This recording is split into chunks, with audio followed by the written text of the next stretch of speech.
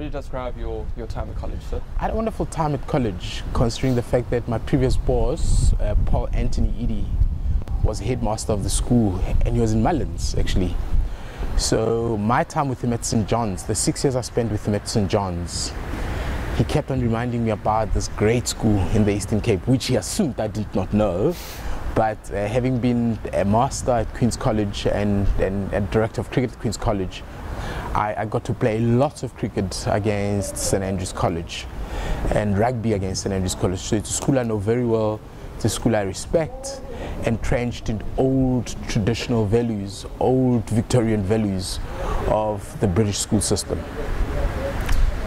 So when you first arrived in the Eastern Cape, were there any differences between Gauteng and Eastern Cape? Definitely. You know, the kids are more respectful. I'm not suggesting kids in Joburg are not respectful, but the kids are more respectful. The environment is surrounded by the serenity of nature. It's quiet. You know, kids have an ability, are given the ability to be in touch with themselves, to be in touch with nature, and just the pluses of outdoor education. So have you been involved in outdoor education? How have you dealt with this? Yeah, so look, journey to me is something that makes education at college very peculiar. You know, the boys go into journey as young men, as young boys, they come out as young men. So it's a wonderful, wonderful concept that I think we need to treasure and we need to keep as St. Andrews College. So you've been significant within your role in Transformation University here. Mm-hmm. During your time here, how do you think the school has changed from your start until now? I'm not even sure if I'm in the position to respond to that.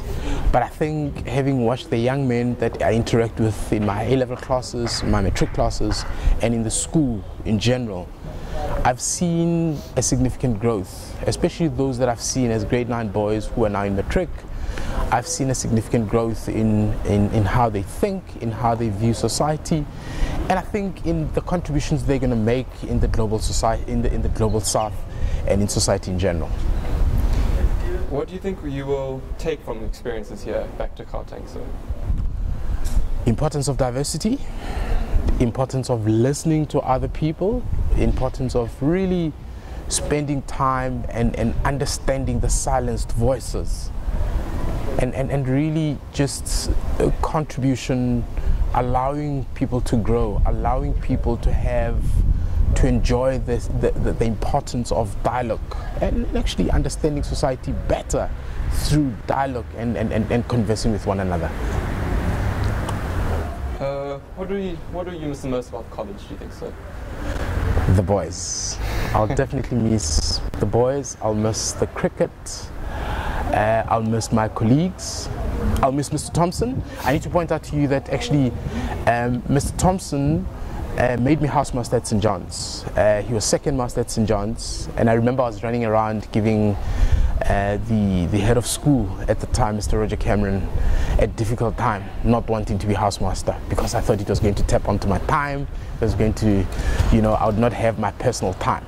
And Mr. Thompson called me in. And after 15 minutes having conversed with Mr. Thompson, I had signed up as a housemaster, and he sent me to Australia, I think, for 3 months. So my friendship with Mr. Thompson goes a long way. With that in mind, sir, on a scale from like 1 to 10, how much will you miss us? No, 10, definitely. In fact, more than that.